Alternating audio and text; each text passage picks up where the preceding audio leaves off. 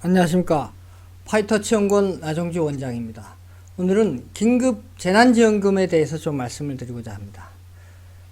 지금 정치권에서 긴급 재난지원금을 2차로 줘야 된다, 아니다, 선별적으로 줘야 된다, 뭐 이런 논의들이 계속 이뤄지고 있습니다.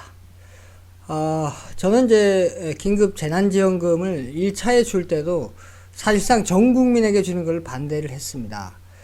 왜냐하면 우리는 재원이 한정되어 있는데 이 코로나19 사태가 금방 끝나지 않기 때문에 정말 필요한 사람들한테 그것이 좀 일회성이 아니고 지속적으로 좀 지원될 수 있도록 그렇게 선별적으로 줘야 된다라고 이렇게 말씀을 좀 드렸습니다.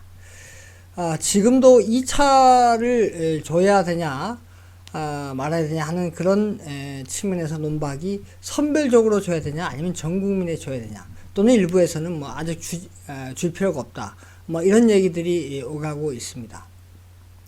근데 여기서 우리가 1차에 한번 줘봤기 때문에 이 효과가 있는지를 한번 따져본 상태에서 2차를 논의해야 됩니다.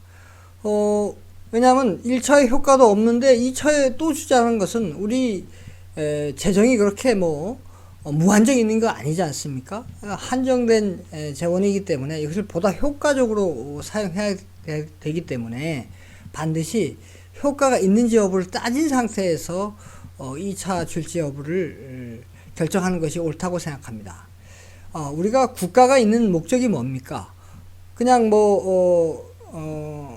여러 국민들한테 모은 세금을 갖다가 그냥 국민들한테 그냥 막 나눠주고 또 미래 생각하지도 않고 이렇게 막 퍼주고 그런 목적으로 인해서 우리가 국가라는 걸 만들고 거기에 이제 대표자를 선출해서 그 국민들의 그 세금을 운영하라고 놔둔 것이 아니지 않습니까? 우리가 국가를 만들면서 외부 침입으로부터 보호하고 또 치안을 또 유지하고 그 다음에 또 국민들 편의를 위해서 기타 등등의 여러 가지 공공 서비스를 제공하기 위해서 우리가 세금도 내고, 그 다음에 국가가 계속 지속되도록 하기 위해서 우리가 그 대표자를 선출해서 효과적으로 국민의 세금을 관리하도록 그렇게 하기 위해서 대표자를 뽑는 거 아니겠습니까? 그런데 그냥 내 돈이 아니라고 국민의 돈을 갖다가 미래도 생각하지 않고 그냥 막 써버린다면 이거야말로 무책임하지 않을 수가 없습니다. 그래서 1차적으로 줬던 긴급 재난지원금의 효과가 있는지 여부를 반드시 따져보고 2차 재난지원금을 줄지 말지를 결정해야 됩니다. 자, 그래서 오늘은 1차 긴급 재난지원금이 얼만큼 효과가 있는지 좀 살펴보도록 하겠습니다. 자, 이 표는 올 2분기 경제 성장률을 보여주고 있습니다. 이제 경제 성장률은 전 분기, 그러니까 2020년 1분기 대비해서 명목 가치가 아니고, 그러니까 가격 효과를 다 제외하고 실질적으로 얼만큼 국내 총생산이 늘어났느냐, 그것은 이제 분기 경제 성장률이라고 하죠. 자, 그래서 2분기 경제 성장률을 보면 우리가 마이너스 3.3%를 달성했습니다. 그러니까 전분기 대비해서 경제 성장률, 국내 총생산이 줄은 거죠. 3.3% 줄은 결과를 나왔습니다. 자, 그 경제 성장률을 구성하는 것 중에 주요 구성 요소를 보면 민간 소비가 1.4% 증가했고, 나머지 설비 투자, 건설 투자, 요거는 이제 줄었죠. 그래서 설비 투자는 마이너스 2.9, 건설 투자는 마이너스 1.3% 줄었고, 재화 수출은 무려 16.5% 줄었고, 재화 수입도 5.2% 줄었습니다. 자, 이렇게 볼 때 경제 성장률을 그나마 좀 이렇게 마이너스 3.3%, 그러니까 더 추락할 수 있었는데 그걸 막아줄 수 있었던 것은 바로 민간 소비 때문에 그렇습니다. 민간 소비가 증가했죠. 전분기 대비해서 1.4% 증가했는데, 요 민간 소비가 왜 증가했겠습니까? 바로 긴급 재난지원금 때문에 민간 소비가 증가했습니다. 그럼 이제 1.4%가 많이 증가했는지 뭐 적게 증가했는지 감이 잘 안 오실 겁니다. 그래서 다음 자료를 보고 또 설명드리도록 하겠습니다. 자, 그러면 이제 긴급 재난지원금을 투입한 대비해서 민간 소비가 얼만큼 증가했는지, 요것을 보면은 이제 민간 소비가 많이 증가했는지 적게 증가했는지 좀 알 수가 있습니다. 자, 우리가 1차 재난지원금을 전 국민한테 그 지방자치단체에서 준 거 말고 중앙정부에서 전 국민을 대상으로 준 긴급 재난지원금은 정부에서 발표한 거 보면은 12.2조 원입니다. 12.2조 원을 편성을 해서 지급을 했습니다. 자, 투입은 12.2조 원이었는데 민간 소비는 어떻게 됐냐? 2020년 1분기에는 210.1조 원이 이제 민간 소비였는데 2020년 2분기에는 그러니까 긴급 재난지원금을 이제 썼던 거죠. 썼던 게 이제 2분기가 되겠죠. 그때는 이제 212.9조 원이 이제 민간 소비로 잡혔습니다. 그래서 증가액이 전분기 대비해서 2.8조 원 증가했습니다. 자, 긴급 재난지원금은 12.2조 원이나 투입을 했는데, 그래서 2분기에 대부분 사용했는데 증가액이 고작 2.8조 원뿐이 안 됩니다.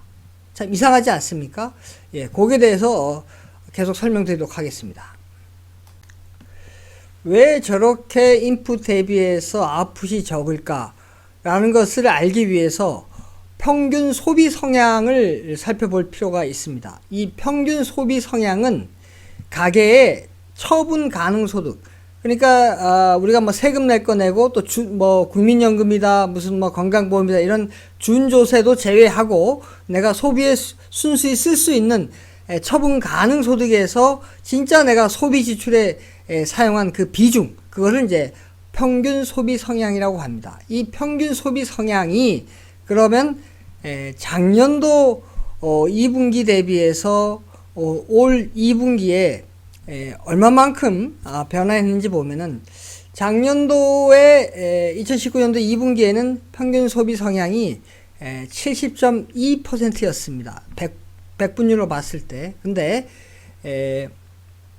올 긴급 재난지원금을 사용한 2분기에는 67.7%로 하락했습니다. 그래서 감소폭이 마이너스 2.5%가 되겠습니다.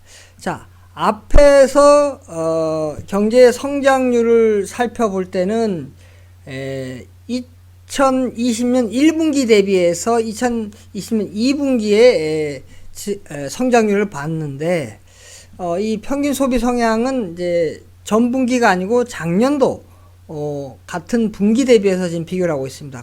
앞에서 경제 성장률은 그런 이제 계절별로 다른 효과들이 있습니다. 그 계절 효과를 제외한 수치이기 때문에 전분기 대비해서 통상적으로 경제 성장률은 얼만큼 성장했는지 그 분기 성장률을 볼 때 그것을 보고 있습니다. 그래서 그건 전분기 대비한 것이고, 여기에 평균 소비 성향은 그런 값이 없습니다. 그래서 계절 조정이 되지 않았기 때문에 이걸 비교하기 위해서는 전년도 같은 분기 대비해서 얼마만큼 변화했는지를 봐야 됩니다. 그래서 평균 소비 성향은 2019년 2분기 대비해서 2020년 2분기에 얼만큼 변화했는지 보니까 마이너스 2.5%로 줄어들었습니다. 긴급 재난지원금을 12.2조 원이나 2020년 2분기에 퍼부었는데 오히려 평균 소비 성향은 더 줄었습니다. 자, 그러면 요것을 분위별로 한번 그러니까 저소득층 그 다음에 고소득층 요 분위별로 한번 살펴보도록 하겠습니다. 자, 분위별로 살펴보면 다음과 같습니다. 분위가 낮을수록 저소득층이고 분위가 높을수록 고소득층이 되겠습니다. 그래서 1분위는 하위 20%에 해당되는 경우인데, 이 경우에는 평균 소비 성향이 마이너스 9.4%로 가장 많이 줄었습니다.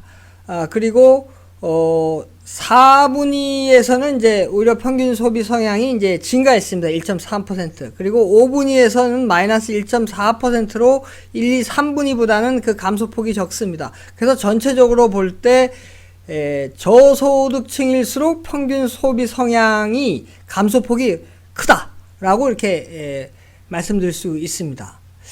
근데 좀 이상하지 않습니까? 긴급 재난지원금을 주면 저소득층일수록 생계를 위해서 소비를 더 많이 할 것이라고 봤는데 오히려 평균 소비 성향은 저소득층으로 더 적었습니다. 이것은 왜 그럴까요? 그것은 바로 코로나19와 같은 경제 위기가 왔을 때 미래의 불확실성이 커지면 소비보다는 저축을 택하게 된다는 것입니다. 특히 저소득층일수록 미래 소비가 불확실하기 때문에 저축을 더 많이 한다는 거죠. 그것을 착안하지 못한 것입니다. 그럼 여기서 질문 사항이 있습니다. 긴급 재난지원금은 저축을 할 수 없는데요? 예, 맞습니다. 긴급 재난지원금으로 저축한 것이 아니라 긴급 재난지원금을 가지고 소비를 했고 그 긴급 재난지원금을 가지고 필수적인 소비를 하니까 기존에 돈을 세이브할 수 있겠죠. 원래 긴급 재난지원금이 없었으면 소비해야 됐던 그 돈을 세이브하니까 그 돈은 저축을 하고 긴급 재난지원금으로 이제 소비를 했던 것이죠. 그래서 이런 현상이 발생되었던 것입니다.